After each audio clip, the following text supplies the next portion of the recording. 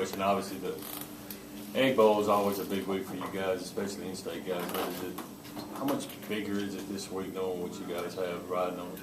Oh, that's big. There's a lot of. You don't want to get ahead of yourself. There's a lot on the line going into this game. Finishing 11-1 would be great for the program and what we've done this year. And if we going in that game, if we win, we got a good chance of being in the 14 playoff and finishing strong, beating the top 15 team. And just want to go in there and just keep doing what we've been doing. Like I always say, just keep a little chip on our shoulder and play hard and just try to finish strong. That's how we emphasize that in the off season. Every year since I've been here, is always finish the workout strong, finish the season strong, and just keep doing our thing. And yeah, it does. This game means a lot to especially a lot of people in the state, but everybody on the team understands about it, and we're ready to go. It's going to be a big week for us. We're going to be excited and a lot of juice out on the field. Coach Mullen said this is the nastiest rivalry he's aware of. I think people would similarly say that where the offensive line and defensive line meet is the nastiest place in the field. Yeah. So this game in particular, the ones you've played before, what's it like in there? You play with a lot more. I wouldn't say you don't play with a lot of energy in other games, but it means a lot more to you to finish blocks in games like this, and get up on the second level, get your hands on people, and just. There's a lot of chippiness that's going to go on. A lot of people. This game's real big to a lot of. It hadn't been on the national level a lot through the years because the team. We haven't been as ranked as high and stuff, but.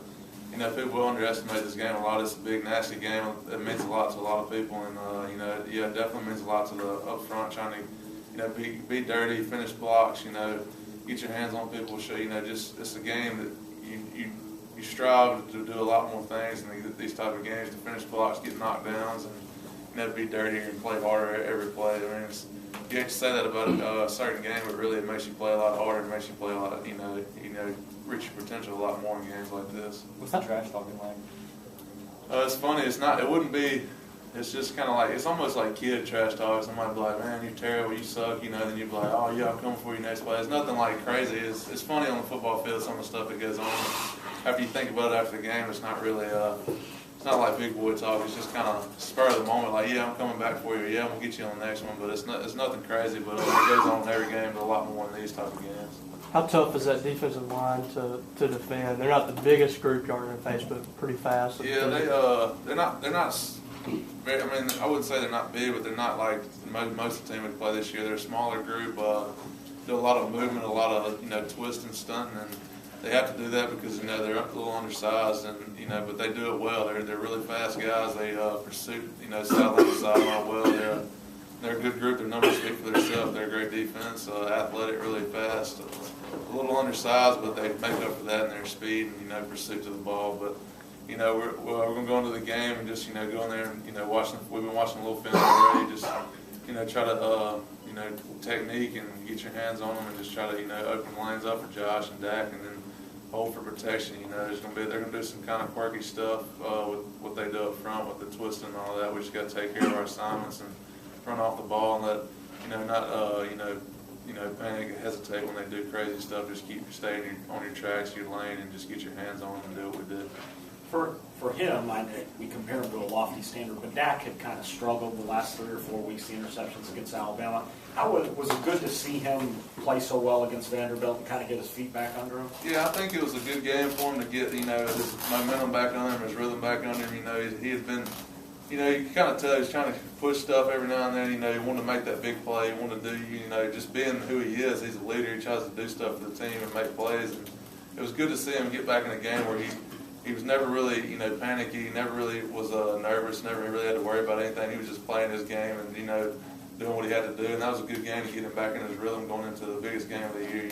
You love to see that for our team. Get a huge win. Get a little rest after the. We all got out about 4 or 5 minutes into the third quarter, so we got some good rest. But we also everybody played a great game.